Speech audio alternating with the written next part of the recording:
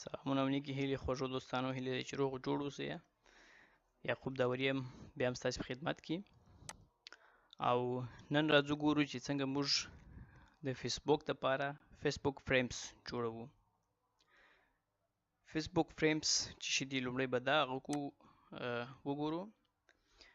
فیسبوک فریمز هغه ډیزاینونه دي چې دلته زموږ ستاسې پر پروفایل تصویر باندې راځي، یعنې هغه ډیزاینونه چې موږ پر پروفایل باندې راولو هغه ته وایي فیسبوک فریمز، چې دلته به یو څو ډولونه مو ګورو سره. دا فیسبوک فریمز دي. د مثال په ډول دا فریم دی، دا پر تصویر باندې دا ډیزاین راغی، یا دا فریم دی. وینئ دا ستاسې پروفایل تصویر ته یو شکل یو ډیزاین ورکوي. همدا ډول نور داسې فریمز دي. صحیح، دا فیسبوک فریمز نومیږي. راځو موږ خپل فیسبوک فریمز څنګه جوړ کړو. د هغه دپاره په ګوګل کې نوشته کوو فیسبوک فریمز، انټر کوو.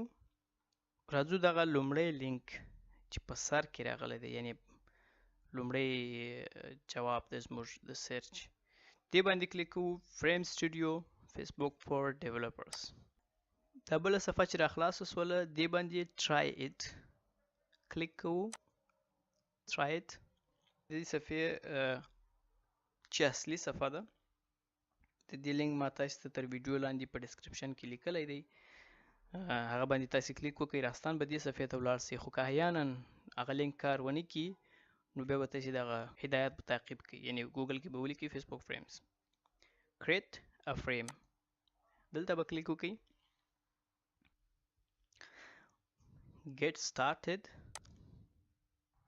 او په دې صفحې کې موږ تصویر ورته کوم فریم چې موږ غواړو جوړ کړو، کوم ډیزاین چې موږ غواړو جوړ کړو دلته را اپلوډ کوو. یوه خبره باید وکړم چې د فریم د جوړولو دپاره تاسې کوشش وکړئ چې د لوړ کیفیت لرونکو عکسونو یا تصویرونو څخه استفاده وکړئ، یعنې چې هغه کوم عکسونه چې کښته کیفیت لري هغه سم نه راځي.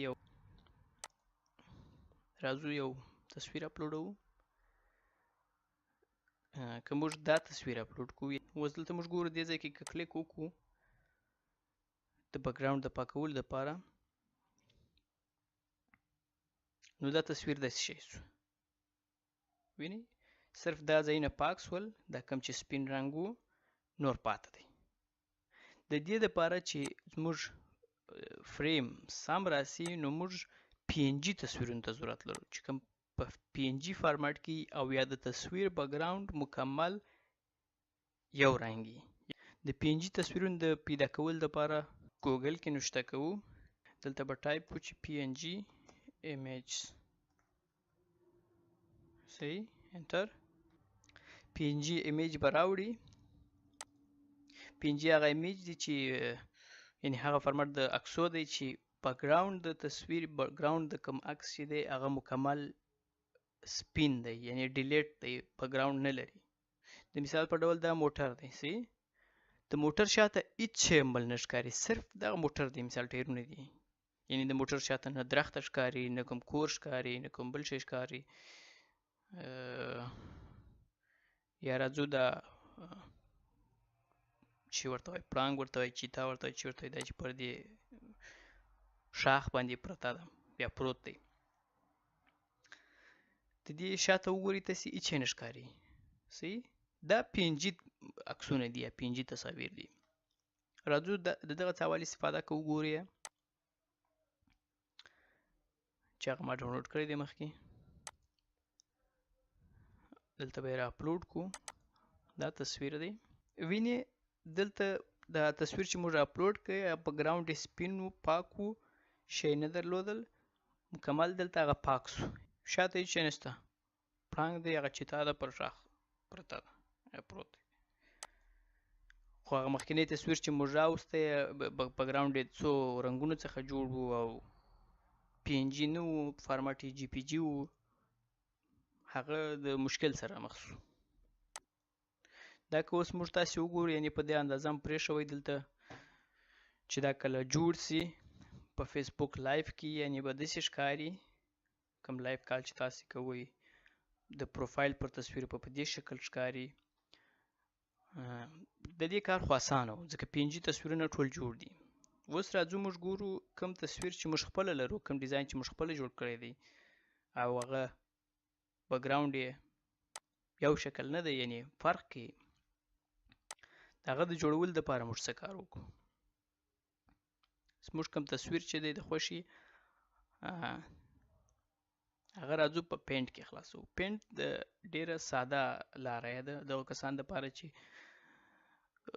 ډیر نه پوهیږي د فوټوشاپ مثلا د نورو برنامو سره چې په هغه باندې د عکسو فارمټ تبدیلولی سي.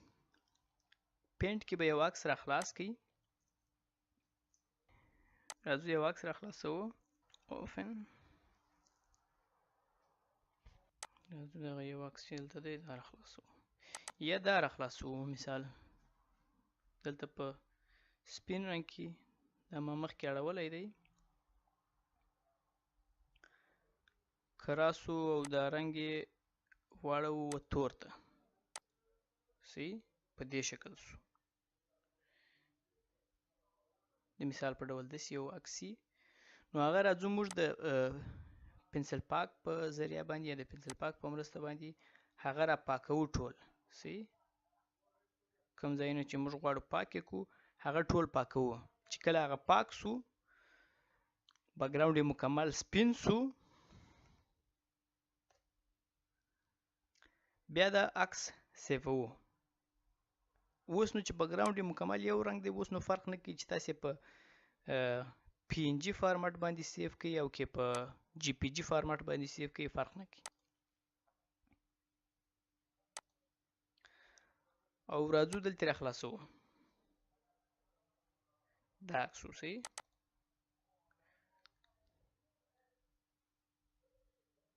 ګورئ دلته د عکس فارمټ GPG دی یعنی PNG نه دی صحیح.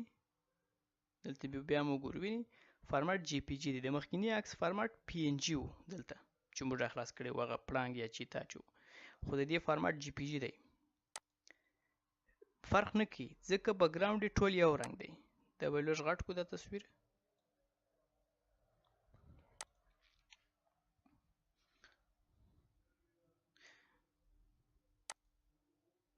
د دې خوا څه به هم را غټ کړو چې تاسو ته سم ښکاره سي. بیا به نور هم غټ کړو صحیح. اوس بکګراوند مکمل سپین دی ځکه دا PNG نه دی چې اتومات یې بکګراوند ور پاک کړي. دلته به موږ کلیک وکړو صحیح. میک د بکګراوند ترانسپیرنت. دلته چې موږ کلیک وکړو یعنې په هغه اولیني عکس کې ما تاسو ته وښوی چې په هغه کې صرف دا بغلونه په عکس وله چې هغه سپین کالي وه. دلته چې بکګراوند ټول سپین و او یو رنګ و ویني ټول مکمل پاک سو یعنې داسې خرابي پکې رانغله چې یو ځای یو رقم یو بل ځای بل رقم صحیح. دا د تصویر د جوړولو طریقه وه چې تصویر څرخ ورته جوړ کړي او برابر یې کړي.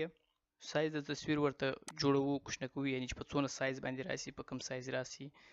دا تصویر چې موږ غواړو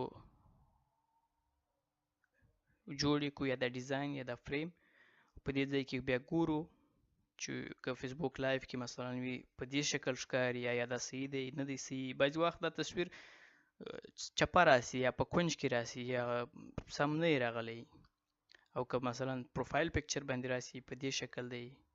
لانډسکیپ کې موبایل ونیسئ په دې شکل یې رسته خواته راسي چپه خواته راسي کومې خواته راسي. اوس بیخي سم سو. راځو نیکسټ ورته وایو. نیکسټ په نیکسټ کې به دلته د فریم نوم ورته ولیکئ کوم چې ستاسې د خوښې وړ نوم یې ورته یعنې څاکلی چې ستاسې ډیزاین وي. سکیجوال هغه تقسیم اوقات دی چې په کوم تاریخ باندې غواړئ چې دا فریم اکټیو سي یعنې فعاله سي. کیورډز هغه حروف دي هغه لغات دي چې د فریم د لټون دپاره استفاده کیږي چې دا ډیر مهم دي. او په سر کې به دلته ورته اونر ورته انتخاب کو چې یعنې د چا د خوا ته جوړ شوی دی. کوم ستاسې شخصي اکاونټ چې هغه ورته انتخابوئ، کوم سایټ یا کومه صفحه یا کوم پیج چې تاسې اډمین یاست هغه مخته وړئ، د هغې د خوا څخه یې هغه کوئ. کوم چې تاسې دلته انتخاب کړئ هغه ورته راځي. د دې اونر به موږ انتخاب کړو آل ټایم داوري.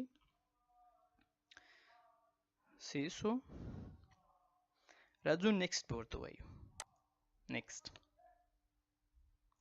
دلته داسې ته بیا یو شی وښیي چې د پروفایل پر عکس باندې به څه رقم راځي، په لینډسکیپ ډول کې به څه رقم راځي، په ویډیو کې به څه رقم راځي، او څو فریم کیورډز تاسې ورکړي دي.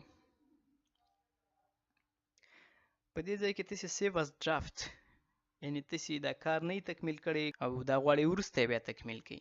صحیح. دلته سیو از ډرافټ ورته وایاست، تر کوم ځای چې تاسې دا کار کړی دی تر هغه ځای پورې سیویږي خو فعاله کېږي نه، یعنې څوک استفاده نه ځینې کولی، صرف تاسې وینئ.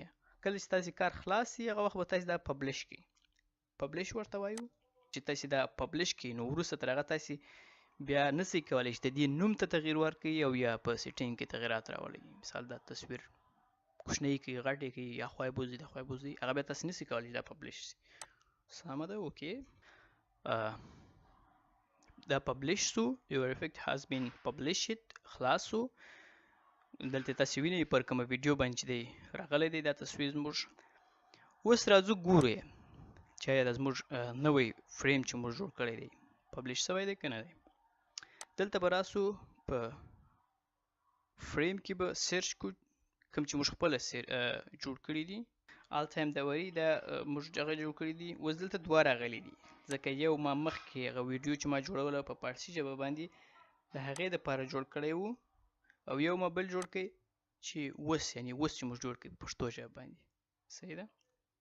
او دا هغه مخکیني فریمز دي چې ما جوړ کړي دي چې دلته شکرالله هلمندی دی او مثال دا بل نوم یې راڅه هېر شو،